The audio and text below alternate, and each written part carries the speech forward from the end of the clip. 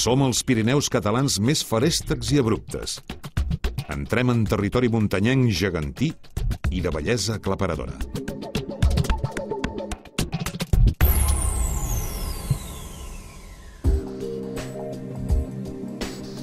Les pistes d'espot esquí funcionen des de fa ja 30 anys i són idònies per als esquiadors que fugen de la massificació i volen aprofitar la neu enmig d'una natura gairebé verge.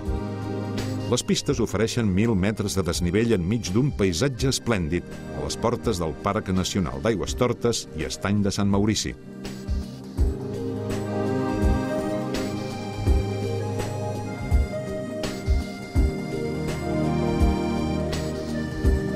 El poble d'Espot és una de les portes d'entrada al parc i l'últim lloc accessible en cotxe. Per accedir al parc s'ha de fer a peu o agafant un jeep taxi. Fins fa poc era una població allunyada de tot, però avui el turisme ha trencat l'aïllament.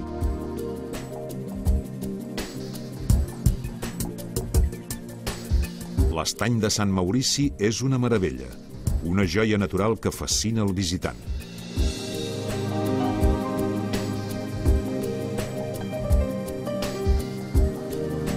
L'ermita, reconstruïda amb un estil modern, recorda la veneració que tradicionalment s'ha tingut a Sant Maurici en aquestes terres.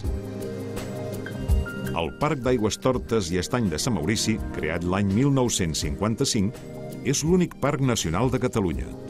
Té més de 200 estanys, una vegetació i una fauna molt riques i un paisatge d'alta muntanya extraordinari, amb infinitat de cims. Cims com els cèlebres encantats. La llegenda explica que les dues agulles són dos caçadors que els van petrificar com a càstig per haver fugit de missa per ser els primers de caçar l'isard. Tot i l'alçària modesta, els encantats són una muntanya mítica per al món excursionista. Alguns llacs, com el de Sant Maurici, són al fons de les valls. D'altres, com aquest de Gerber, es troben a gran altura, al bell mig de circs glacials impressionants formats durant l'era quaternària fa centenars de milers d'anys.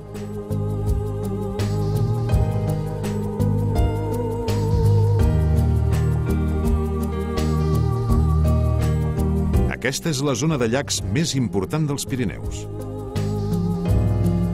Estiu i hivern, l'aigua és la gran protagonista.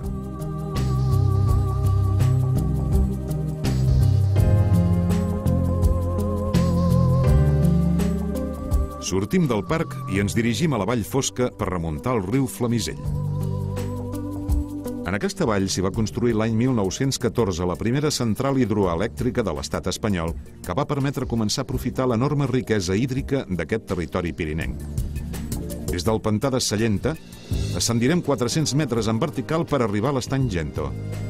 Contemplar aquest estany, on s'arriba gràcies a un telefèric, permet fer-se la idea de la duresa de construir centrals hidroelèctriques en un terreny que és esquerp i que durant bona part de l'any té unes condicions climàtiques molt severes.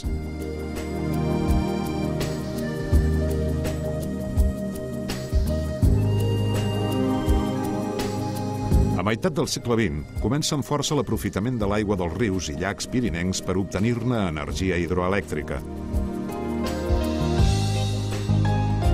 Paral·lelament a aquesta època creix molt el nombre d'excursionistes que descobreixen aquests paratges i que en volen conquerir els cims.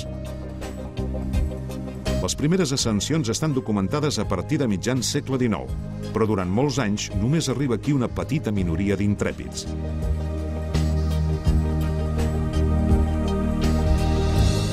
Les males comunicacions fan que arribar fins a la base de la muntanya per començar l'escalada ja sigui tot una aventura.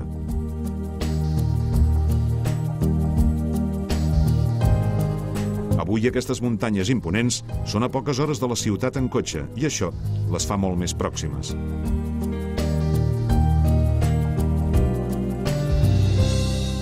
Tanmateix, els escarpats Bes i Berres, una cresta pirinenca mítica que supera els 3.000 metres, es mostren igual d'amenaçadors i atractius. A tocar, el pic de Comalaforno gairebé toca el cel. És el cim més alt del Parc Nacional.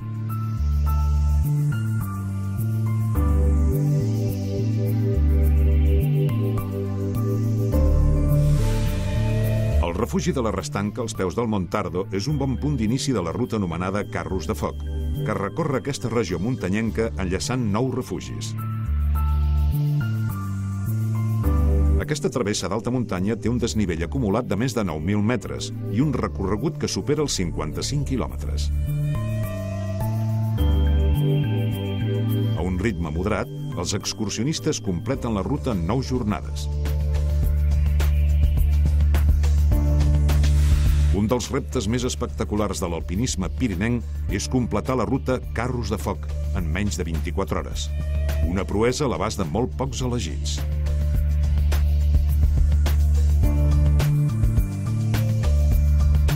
Cada refugi és un punt de partida per dur a terme moltíssimes ascensions i travesses. Senderisme, escalada, esquí de muntanya...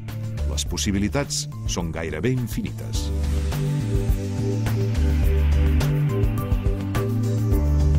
En aquest territori, l'isard regna arran de terra. A prop dels núvols ho fa el trencalòs, el rapinyaire més gran d'Europa. Però és hora de perdre l'altura i retornar a terrenys més plans. La vall de Boí guarda alguns dels tresors culturals i artístics més destacats dels Pirineus. Les esglésies escampades arreu de la vall són unes mostres d'art romànic dels segles XI i XII excel·lents i s'integren en el paisatge com si sempre n'haguessin format part. L'any 2000, la UNESCO va declarar aquest conjunt d'esglésies romàniques Patrimoni de la Humanitat.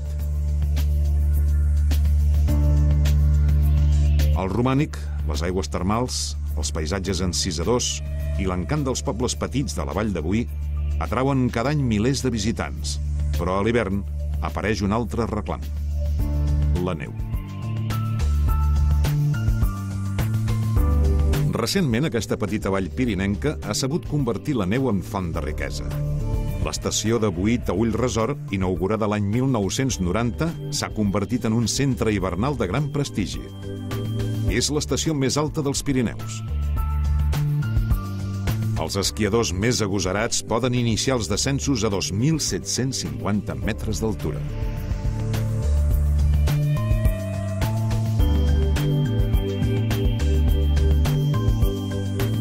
Avui posem punt final als Pirineus catalans.